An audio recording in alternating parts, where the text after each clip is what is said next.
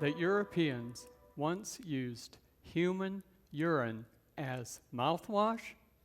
Apparently, Portuguese urine was considered the best. It was so popular that Nero taxed it in ancient Rome. Across the ocean, Native Americans had already invented real mouthwash made with plant medicines like gold thread and used antimicrobial chew sticks and white clay to clean their teeth. When the Europeans arrived, the natives had much more effective dental practices than the Europeans. Every culture has assets and important contributions. However, Western society has mostly excluded indigenous people and tried to destroy us. But we're still here.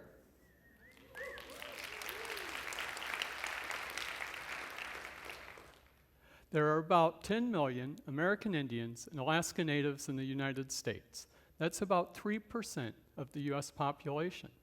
Unfortunately, that number shrinks even further to about 0.5% of all bachelor's degree recipients in the United States. About 26 years ago, when I got my PhD, 6 Native Americans got PhDs in engineering that year. Not 6%, 6 people. And it's been about that number every year since.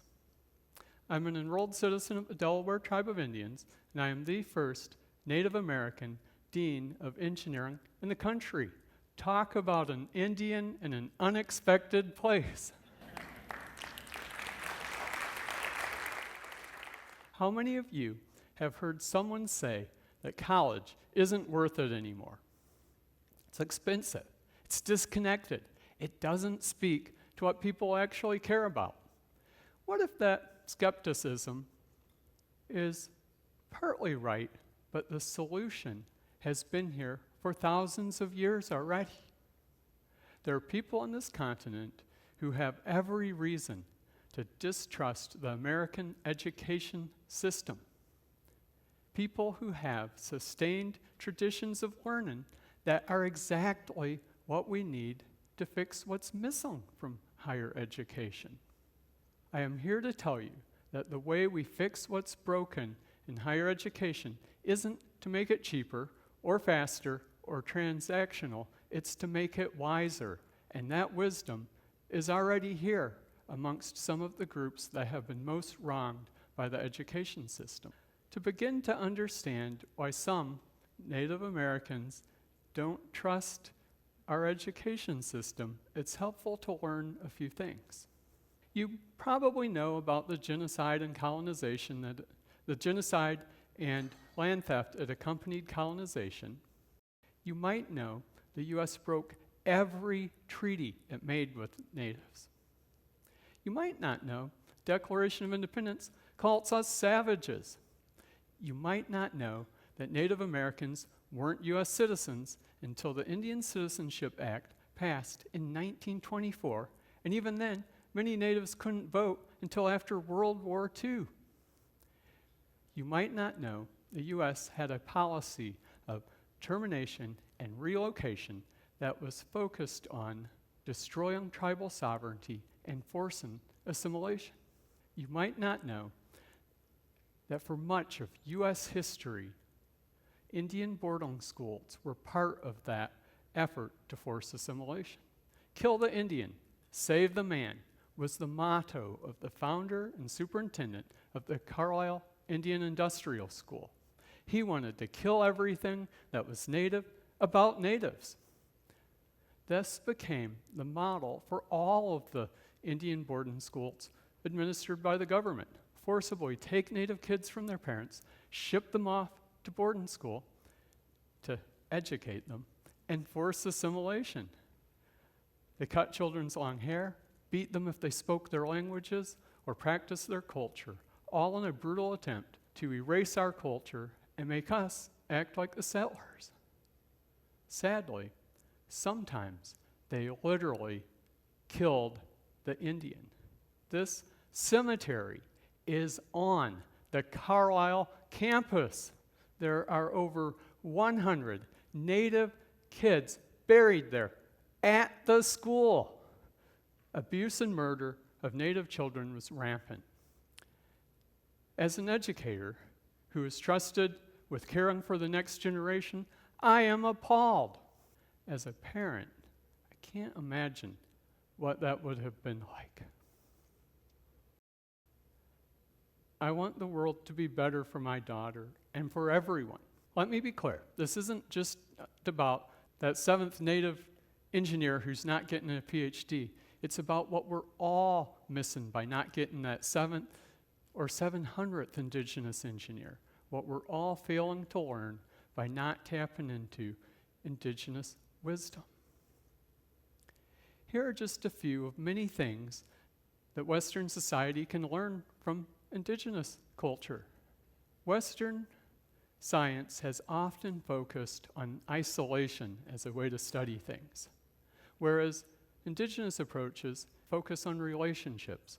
The focus on isolation has led to, in biomedical sciences, many cures to diseases that in monoculture cell experiments that didn't work in animal models or humans. You have to start somewhere, and starting simple makes sense, but it can cause us to not focus enough resources on the essential complex relationships. For real cures, not just for humans, but for the planet, we need not merely isolate, but to dwell in the relationships among things. And in traditional Indigenous cultures, we must consider in any decision or action what the impact on the next 7 generations is. In Western society, long-term impact is often not thoroughly assessed. Sometimes it is because of intentionally being short-sighted, such as focusing on short-term gains over long-term sustainability. Other times it is more nuanced. With the planet warming, it has never been more obviously important to think long-term. STEM asks, how does it work? And what use is it? Well, traditionally Indigenous folks would ask those, but we always ask, what does it mean?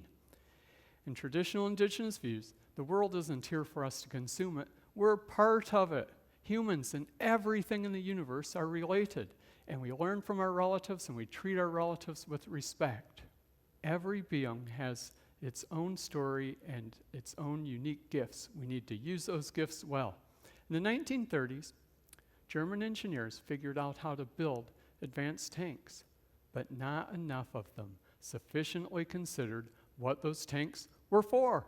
The medicine wheel is prevalent in the culture of many tribes. The 4 quadrants have several meanings, 4 directions, 4 traditional medicines, 4 parts of universal existence, mental, physical, spiritual, and emotional. The medicine wheel represents balance in our lives. We need balance to live in a good way. I'm not saying we need education to save Indigenous people.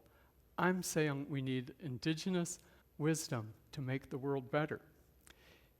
In his stand-up routine, Oneida comedian Charlie Hill joked that Natives can fix this country and all its problems because we have the owner's manual. In all seriousness, Indigenous wisdom is exactly what we need to address the biggest challenges facing society and to make the world better. We could start by applying those traditional lessons to higher education to make it wiser and better for everyone. Here are 4 ways. Research shows the reason people of color leave STEM isn't because they can't do the work, it's because they don't see the impact on what they care about. Employers struggle to attract and retain talent. Younger people have different views about wanting work to be meaningful. Making education purpose-driven would make it better for everyone, not just Native folks. The basic idea to work for a bunch of money and then die doesn't really work for anybody. Sure doesn't resonate with most Native folks. We need to live our lives in a way that reflects the importance of long-term thinking, relationships, balance, and purpose. The potlatch, or giveaway traditions that many tribes have, reflect the view that the importance of possessions is what you can do for other people, not what you can accumulate for yourself. We'd all do well to remember the story of the businessman and the fisherman. traveling businessman came across a fisherman who had just caught a bunch of big fish. Is fishing always this good, he asked. Fisherman said, yeah. Do you go every day? Oh, every morning. Businessman was surprised. You should start selling your fish. Expand. Make a business. And the fisherman said, why? Businessman said, well, you could have a ton of boats and employees, and if you worked hard for 20 years, you could be rich. Fisherman was intrigued. How rich, he asked. Well, rich enough to go fishing every morning. Clearly, we need space for different notions of impact and wealth. We discourage people too early. Algebra scores, when you're 12 years old, might not be the best predictor of STEM success. People with head starts are rewarded. Everyone else hears, STEM isn't for you. We all have unique gifts. We need to have a space where we don't discourage people too early. Currently, some people hear, you're inherently good at math, and everyone else hears, math isn't for you. Education needs to be known for how it includes folks, not for who it excludes. People mature at different rates. Astronomer William Herschel started in music, didn't start looking at stars until he was in his late 30s. Mathematician Eugene Earhart didn't graduate high school until he was 22. Finished his PhD when he was 60. Earhart polynomials are still useful today. Good engineers are problem solvers and good at identifying problems. We need to keep long-term thinking in our pathways into the profession. This is an AI-generated picture of AI. Sure doesn't look like an indigenous person. AI trained with biased information isn't the solution. Turning people into machines isn't sustainable, and neither is directly competing with machines. What will we still need people for? We need engineers who can identify and solve human problems. Too often, discipline doesn't make progress because it isn't asking the right questions or working on the right problems. There's a reason there's an ethics requirement to get an engineering degree. If you miss the people in technology, you miss the point. We need to keep humanity in science and engineering. We could use indigenous wisdom to solve the world's problems, not just the ones in higher education. Centering indigenous approaches makes education better for everyone. This isn't just about